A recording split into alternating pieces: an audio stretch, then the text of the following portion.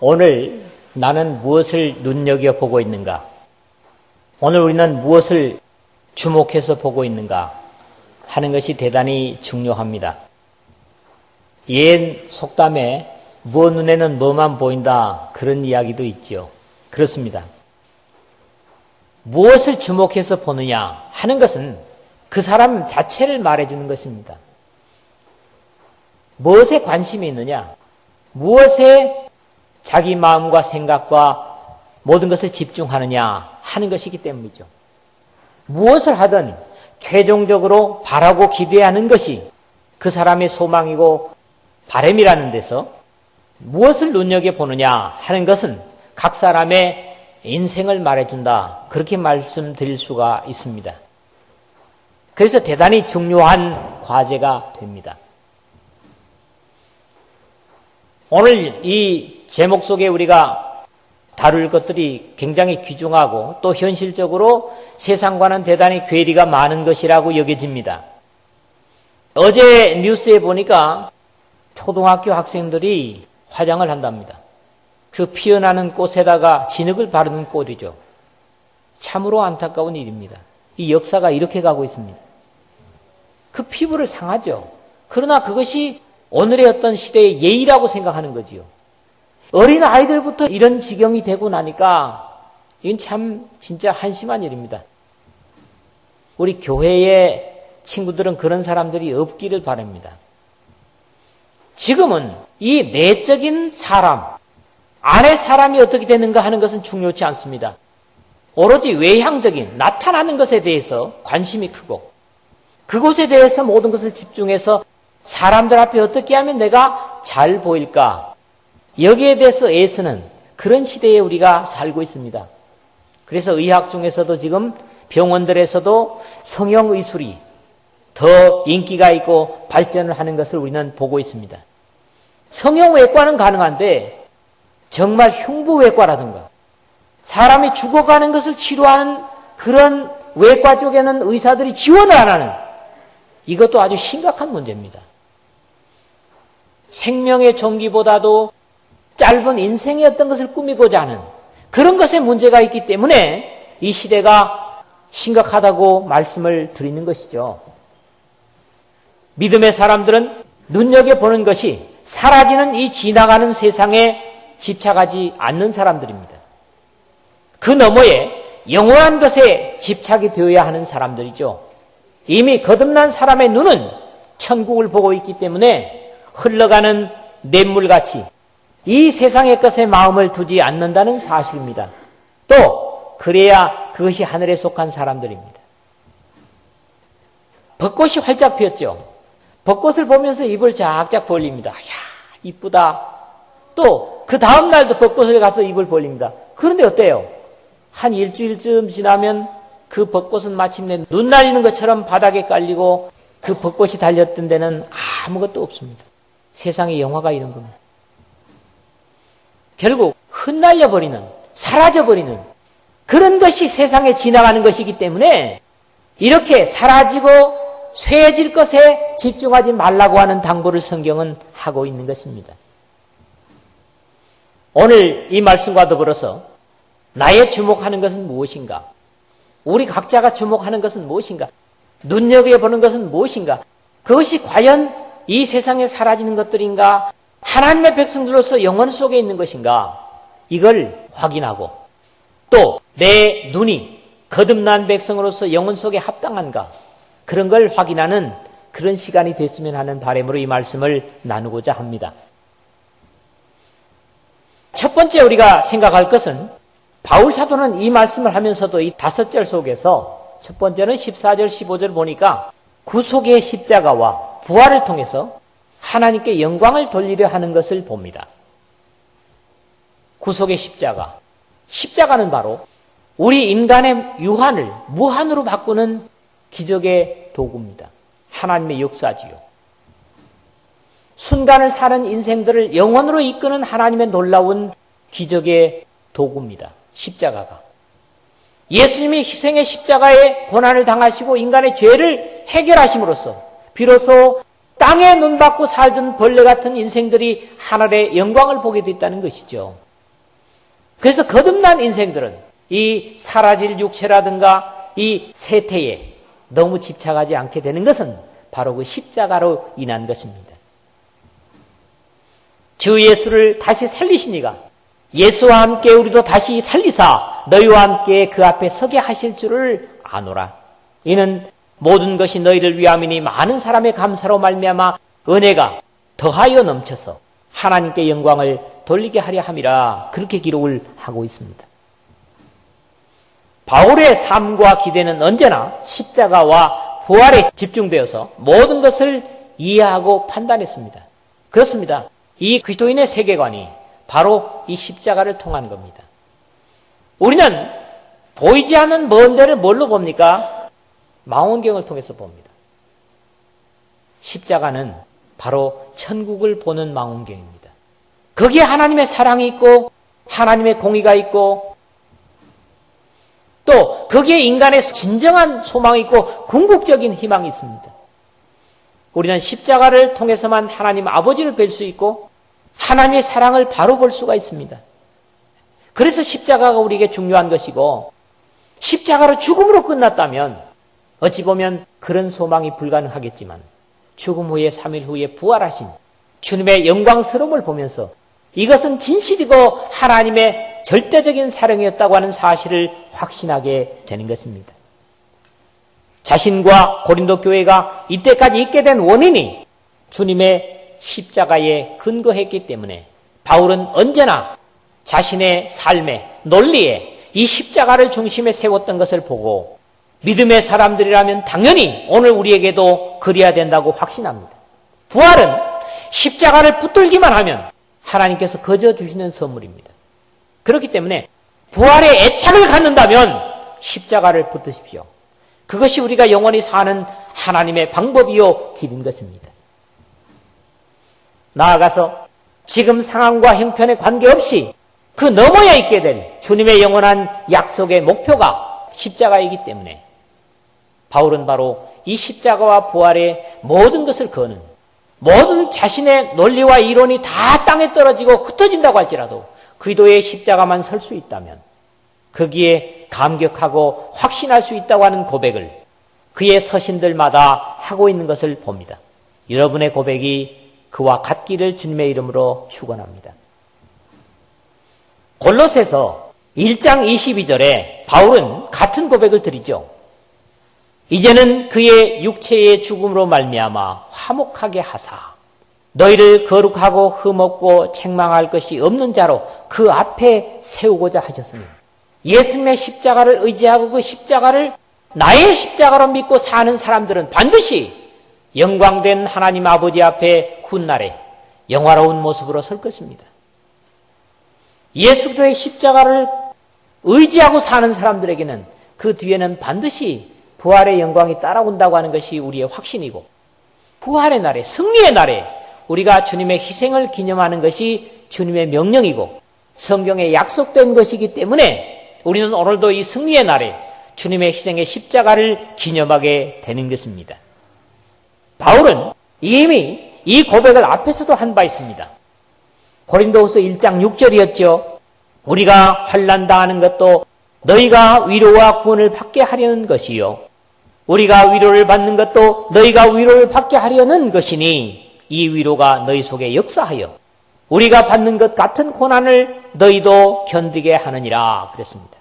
모든 것이 바울이 섬기고 애써서 기도하는 대상인 고린도 교회의 성도들로 말미암아 화목하기 위해서 십자가가 역할을 하고 거룩하고 책망할 것이 없는 흠없는 자로 세우기 위해서 십자가가 역사하고 그리고 바울과 같은 고난을 그래도 견딜 수 있도록 역시 십자가를 붙들라고 하는 그런 당부를 앞에서도 한 바가 있죠.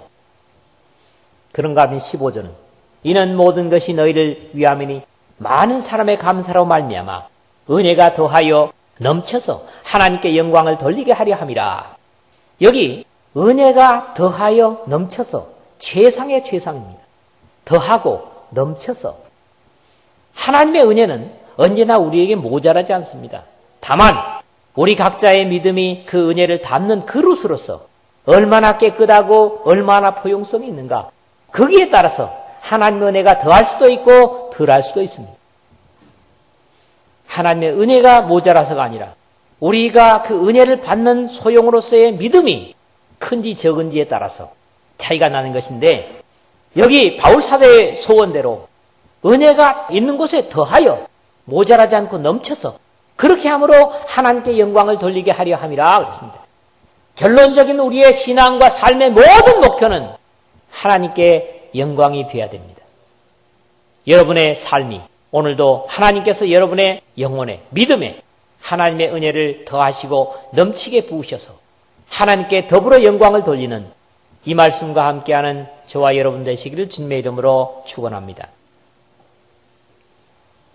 두 번째로는 16절, 17절입니다. 이런 분명한 하나님의 약속과 목표가 있다면 낡아짐을 감격하고 고난을 기뻐할 수 있는 그런 것은 바로 이 약속을 가졌기 때문이라는 겁니다. 여러분, 나이가 들어가는 것이 서글프십니까? 늙어가는 것이 괴롭습니까? 믿음의 사람들은 절대로 그럴 필요가 없습니다. 우리가 나이가 들어간다는 건 뭡니까? 하나님의 영광에 다가간다는 겁니다. 더 영광스러운 곳에 다가가면서 슬퍼하는 그런 바보가 어디 있습니까? 영화로운 것이 약속되어 있는데 그것이 점점 가까이 가면서 슬퍼하는 것은 어리석은 것이죠. 진정으로 하늘의 가치와 소망을 가진 사람이라면 나이가 들어감도 감격이 될 것이고 하나님 앞에 가까이 간다고 하는 고백 때문에 기쁨이 될 수 있을 것입니다. 그런 사람에게 백발은 비로소 인생의 면류관이 되는 겁니다. 믿음으로 세상을 살고 내 인생의 역사를 살고 그리고 주님 앞에 서기 때문에 백발은 인생의 면류관이 된다. 이런 말씀인 거지요. 그러므로 우리가 낙심하지 아니하노니 우리의 겉사람은 낡아지나 우리의 속사람은 날로 새로워지도다. 우리가 잠시 받는 환난에 경한 것이 지극히 크고 영원한 영광에 중한 것을 우리에게 이루게 하미니, 오늘 중간에 그랬죠. 16절 17절에 한마디로 늙어짐을 기뻐한다는 고백입니다. 그런데 이것은 세상적 가치로는 절대로 불가능한 논리입니다. 세상에 낡아지는 걸 기뻐하다니, 쇠가는 걸 기뻐하다니 바보 아닌가? 그렇습니다. 세상 측에서 보면 바보죠. 그러나 이것은 영적인 의미에서는 충분히 이해가 되고 가치가 있는 것이라는 거지요. 자, 여기에 두 가지를 계속해서 반복적으로 비교하는 것들을 봅니다. 그렇죠? 첫째는 뭐예요? 겉사람. 이 보이는 사람, 보이는 모습 가지고 사랑한다면 그것은 곧 신물이 나고 맙니다. 보이는 것, 아름다운 것은 순간에 지나지 않습니다. 그것에 귀착한다면 그건 절대로 지속될 수 없습니다. 그래서 겉사람은 언제나 짧은 겁니다. 오래 살아야 100년. 노아의 방주 이후에 인간에게 허락된 연세가 120년이에요. 그래서 오래 살면 120년까지 살 수도 있습니다. 세계 속에 그런 사람도 있어요. 성경이 그렇게 말씀하고 있기 때문이에요. 그래서 120살을 더 살면 그건 좀 지나친 거예요. 그러나 여러분, 120살까지 살아도 죄가 아닙니다. 그럼에도 이 겉사람 짧은 것이죠. 겉사람은 짧은 것이지만 속사람은 어때요? 영원한 것입니다. 근데 사람들 순간적인 겉에다가만 자꾸 포장을 해요. 속사람이 영원하다고 하는 사실을 잊어버립니다. 어리석은 거죠. 그 다음에 두 번째 비유는 뭡니까? 낡아지는 것이다. 그 다음에는 새로워지도다. 뭐가요? 겉사람은 낡아지는 것이고 속사람은 새로워지는 겁니다. 여러분, 진정한 하늘의 소망을 가진 믿음의 사람은 절대로 속사람은 늙지 않습니다. 독수리같이 날개치며 하늘로 오름 같은 어린아이같이 점점 천국을 향해서 젊어지는 것. 그렇기 때문에 절대로 신앙의 사람은 마음이 늙지 않습니다. 소멸될 보이는 육체가 낡아질 뿐인 거지요. 그래서 속사람은 날로 새로워진다. 그렇게 말씀을 하고 있습니다. 그러면 뒤에서 겉사람은 잠시다. 그리고 환난도 잠시다. 이렇게 얘기합니다. 잠시라고 하는 것에 비교되는 것은 뭡니까? 속사람의 영원입니다. 영원. 지금 계속해서 비교를 하고 있는 거죠. 잠시와 영원이 있습니다. 이것은 육체와 영에 대한 문제입니다. 그 다음에 환난과 영광이 비교되고 있어요. 환난은 뭡니까? 이 세상 속에서 믿음으로 살기 때문에 세상의 이치와 맞지 않아서 어려움을 당하고 고통을 당하는 그것이 뭡니까? 믿음의 사람들의 환난입니다. 그러나 이 환난이 결코 오래가지 않을 것이라는 거지요. 이 환난의 가벼운 것은 영광에 앞으로 우리에게 주어질 믿음으로 살다가 간 사람들에게 주어질 영광과 좋게 비교될 수 없다고 말씀을 하고 있습니다. 그 다음에 경한 것, 가벼운 거라는 말이죠. 가벼운 것과 뭐가요? 중한 것, 무거운 것. 자, 이건 이런 겁니다. 가벼운 것은 별로 가치가 없는 것. 그 다음에 무거운 것은 아주 중후하다 그러죠. 가치가 있는 것. 금덩이 같은 것. 이런 걸 얘기하는 거예요. 은은 귀하지만은 금보다 가볍습니다. 같은 양에서. 그래서 우리 육신의 삶이 아무리 귀하다고 할지라도 영혼의 영광에 비교하면 가벼운 거지요. 영혼의 가치는 중한 것입니다. 무거운 것입니다. 그렇지 않습니까? 이렇게 많은 비유를 육과 영의 삶 속에 바울 사도는 우리에게 가르쳐주고 있어요. 봅시다. 낡아지는 것과 새로운 것, 속사람과 겉사람, 잠시와 영원, 환난과 영광, 가벼운 것과 무거운 것, 이런 비유로서 결국 이 세상의 우리의 육신의 삶과 미래의 하나님의 영광의 약속의 삶을 비유하는 것을 봅니다. 바울이 낙심하지 않은 이유를 이미 앞에 2절, 14절에서 15절에서 보게 되죠. 예수를 다시 살리시니가 예수와 함께 우리도 다시 살리사 너희와 함께 그 앞에 서게 하실 줄을 아노라. 이는 모든 것이 너희를 위함이니 많은 사람의 감사로 말미암아 은혜가 더하여 넘쳐서 하나님께 영광을 돌리게 하려 함이라 하는 것이 뭡니까? 바로 바울 사도의 낙심하지 않은 이유라는 거지요. 여기서 보면 앞에 이미 1절에 있었습니다마는 거역하던 자신, 복음에 대항하던 자신이 하나님의 은혜와 긍휼로 인해서 복음을 전하는 귀한 일을 할 수 있게 하심에 대한 바울의 감격이 있습니다. 그래서 바울은 자기가 어떤 모양이나 꼴이 돼도 낙심하지 않는 겁니다. 두 번째로는 미래의 영광된 부활의 승리에 자신이 함께 참여하리라고 하는 소망 때문에 바울은 역시 낙심하지 않습니다. 이런 이유가 여러분들이 세상 속에서도 낙심하지 않는 이유가 되시기를 주의 이름으로 빕니다. 세 번째로는 15절의 말씀대로 고린도 교우들의 영혼을 더욱 굳세게 해서 하나님께 영광을 돌리게 하려 하기 때문에 바울은 그런 기대와 소망으로 인해서 낙심치 않는다 고백하고 있는 것을 보는 겁니다. 여기에 특히 속사람이라고 하는 것은 복음을 통해서 주님을 믿음으로 말미암아 거듭난 영적인 존재를 말씀하고 있습니다. 이것을 베드로 사도가 베드로전서 1장 3절에 말씀하기를 우리 주 예수 그리스도의 아버지 하나님을 찬송하리로다. 그의 많으신 긍휼대로 예수 그리스도를 죽은 자 가운데서 부활하게 하심으로 말미암아 우리를 거듭나게 하사 산 소망에 있게 하시며, 여러분 하늘로부터 거듭난 사람만이 산 소망이 있습니다.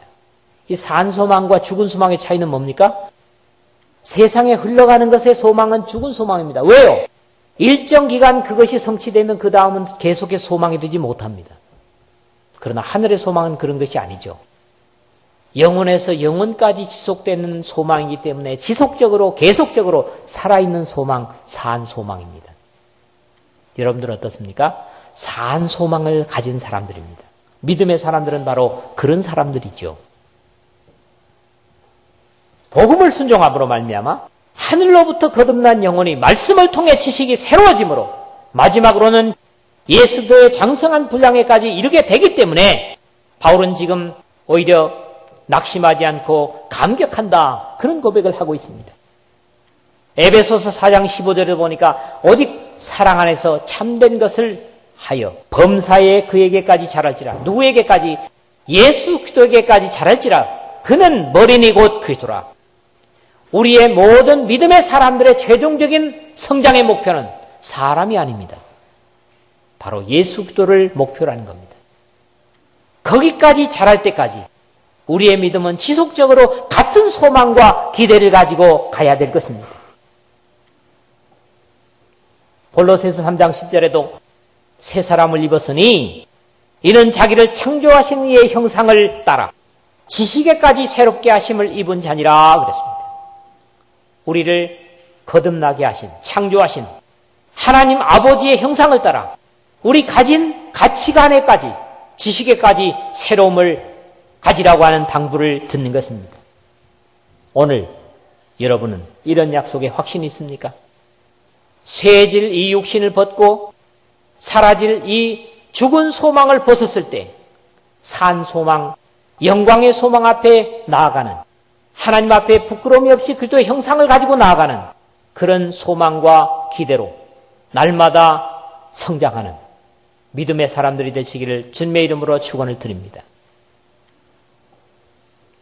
세 번째로는 오늘 제목으로 삼았던 18절의 말씀입니다. 어찌 보면 이 부분이 가장 중요한 부분입니다. 눈여겨보는 것이 믿음의 사람들은 영원함에 있습니다. 이 예배당이 참 아름답죠. 좋죠. 우리에게는 딱 합당한 예배당이라고 봐요. 그런데 하나님 아들 예수 그리스도께서 이 땅에 다시 오시고도 우리가 여기 앉아서 예배드릴 거 아닙니다. 죄송하지만 이것은 다 불타서 없어질 것입니다. 멀쩡한 예배당 놔두고 악담을 하는 겁니까? 아닙니다. 사실입니다.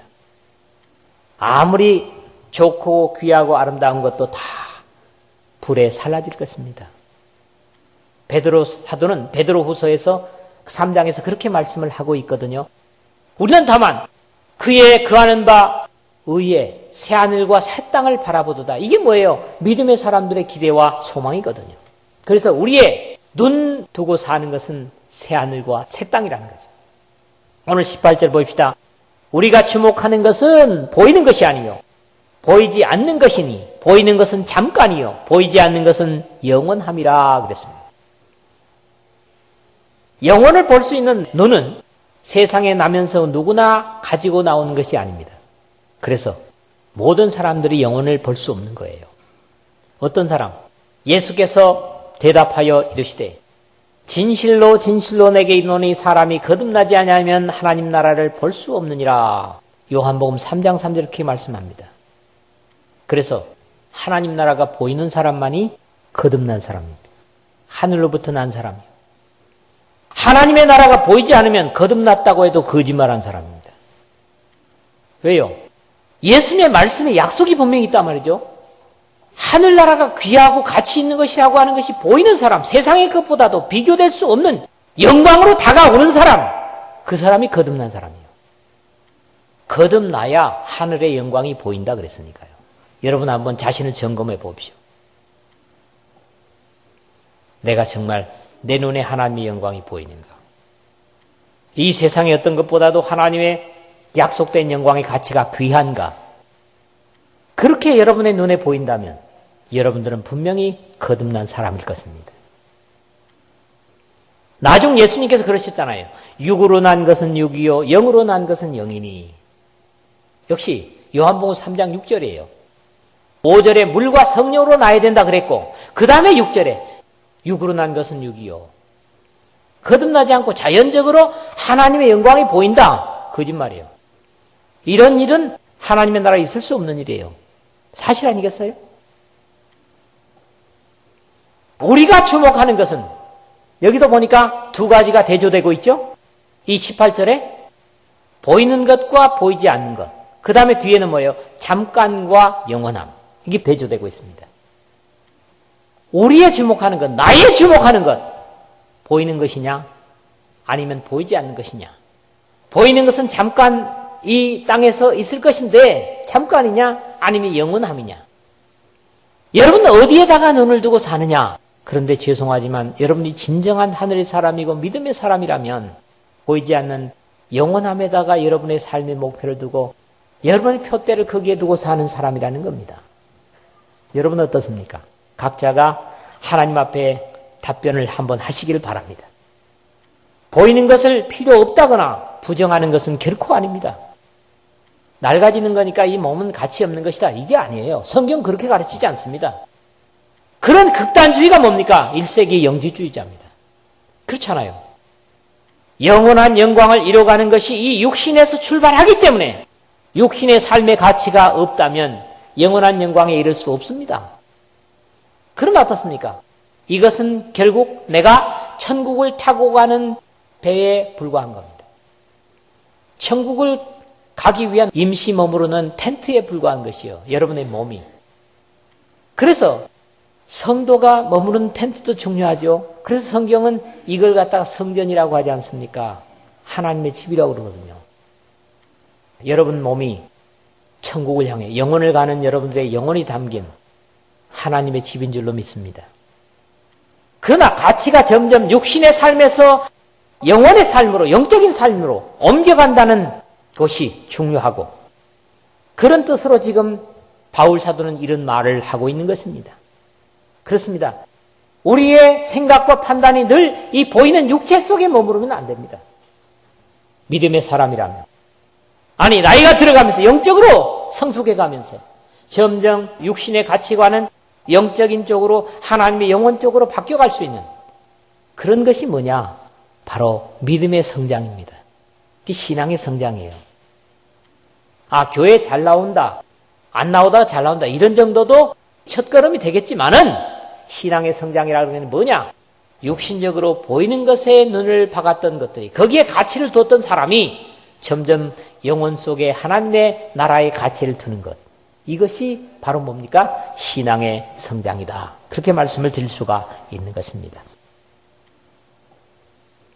말씀을 맺겠습니다.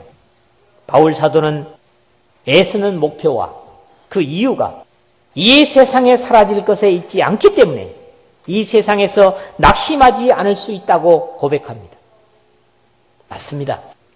세상의 것은 낡아지고 사라지는 것이기 때문에 그것을 기대하고 바라보던 사람들은 그것이 무너지고 낡아질 때 낙심하게 됩니다. 그래서 우리 결혼한 사람들은 그 사람의 영혼을 보고 육신도 필요하죠. 그러나 무엇보다도 영혼과 영혼의 만남이 되는 그래서 귀하게 여기는 그래서 마침내 그 겉 모양이 다 낡아지고 쇠해져도 그 영혼이 낡아지지 않음을 보면서 계속해서 감격할 수 있는 서로의 희열을 가질 수 있는 그런 만남을 믿음의 사람들은 기대하는 것이죠. 우리가 바울과 같은 믿음을 가졌다면 역시 다르지 않을 것이라고 확신합니다. 믿음은 바라는 것들의 실상이요 보이지 않는 것들의 증거라고 히브리서 기자는 말씀하고 있습니다. 이것을 가능케 하신 십자가의 죽음과 부활에 동참해서 오늘의 삶에서 주님께 영광을 돌리고 영원한 약속을 확신하기 때문에 육신은 낡아지고 쇠해가도 하나님의 약속이 더욱 확신이 되어지는 사라질 세상의 영화보다는 영원한 주님의 영광에 마음과 생각을 든든히 고정할 수 있는 그런 사람이 될 때 우리의 현실에 당하는 고난이나 환난은 문제가 되지 않는 것입니다. 미래가 확실한 사람은 오늘의 환난에 절대로 절망하지 않습니다. 미래가 확실한 사람은 오늘의 어려움과 고난이 있고 지금 그 고난 속에 있다고 할지라도 이렇게 고백할 수 있습니다. 이 고비만 지나면 이 어려움만 지난다면 하나님께서 나에게 영광을 주실 것이다. 아니 그것이 우리 목숨을 잃는 육신의 목숨을 잃는 것이 된다고 할지라도 이 고비만 지나면 나는 주님의 영광에 들어갈 것이다. 이런 믿음의 고백을 오늘 말씀과 함께하는 여러분 모두가 드릴 수 있기를 주님의 이름으로 축원합니다.